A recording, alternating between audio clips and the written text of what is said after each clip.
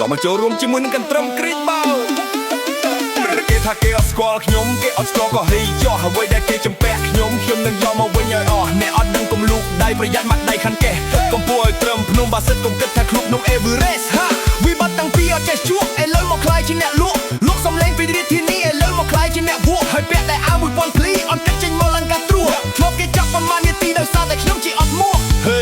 នាងនិងខ្ញុំស្គាល់គ្នាបានមួយរយៈពេលកន្លងស្និទ្ធស្នាលជាមួយនឹងបងនៅក្រៅប្រទេសជាជនអន្តោប្រវេសន៍នាងមើលមករូបខ្ញុំដូចជាមានអ្វីនៅពិសេសហេស្នេហាក្នុងពេលរាត្រីអូនសុំចាប់ដៃខ្លាចហើយកុំខឹង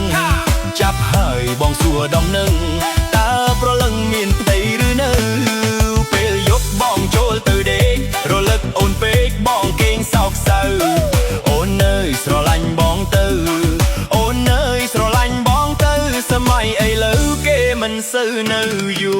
រស្នេហាក្នុងពេលរាត្រីអូនសុំចាប់ដៃខ្លាចហើយកុំខឹងចាប់ហើយបងសួរដំណឹងតើប្រលឹងមានផ្ទៃឬនៅពេលយប់បងចូលទៅដេករលឹកអូនពេកបងគេងសោកសៅអូននៅស្រឡាញ់បងទៅអូននៅស្រឡាញ់បងទៅសម័យឥឡូវគេមិនសូវនៅយូរមាននឹងខ្ញុំគ្រប់គ្នាបានមួយរយៈពេលកន្លងស្និទ្ធស្នាលជាមួយនឹងបងនៅក្រៅប្រទេសជាជនអន្តោប្រវេសន៍នាងមើលមករូបខ្ញុំដូចជាមានអ្វីនៅពិសេសបងតែងតែចង់មានពេលវេលារាក់ទាក់ជាមួយនឹងនាងខុសដែរឬទេបើសិនជាសន្យាទៅតាមចម្រៀងតាក់បងជាមួយនឹងនាងហើយលួងទៅនឹងសំនៀងបងយកពេលវេលាបងទាំងអស់ស្វែងរកចិត្តមិនលុបអៀងពេលដែលបងដើរនឹងនាងហាក់បីដូចជាមានលៀបនាងថានាងចាប់អារម្មណ៍សរសើរតែវរណាដែលសូភាហើយបងអើយបងមិនដាក់សម្ពាធគឺសាក់ប៉ុន្តែ Gangster Shirt បើសិននាងចូលចិត្តសំដលអាជិតតែជានាភេបងមិនមុនទាំងភាពដែលបានអូនដើរជាមួយនឹងបងពួកយើងទាំងពីរនៅលើបងហាញថាអត់មានជាប់ចំណងរីករាយបានមិនត្រកង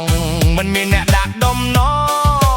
ងសូមមកគោដល់ពីដីដែលនាងបាក់ចិត្តបាក់ភ្លើងបៃតង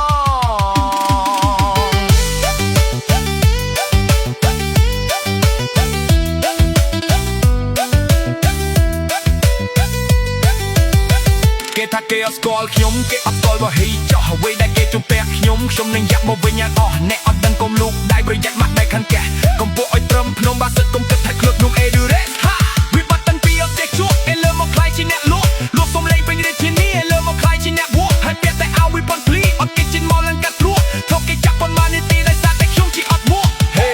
នាងនិងខ្ញុំស្គាល់គ្នាបានមួយរយៈពេលកន្លងស្និទ្ធស្នាលជាមួយនឹងបងនៅក្រៅប្រទេសជាជនអន្តោប្រវេសន៍នាងមើលមករូបខ្ញុំ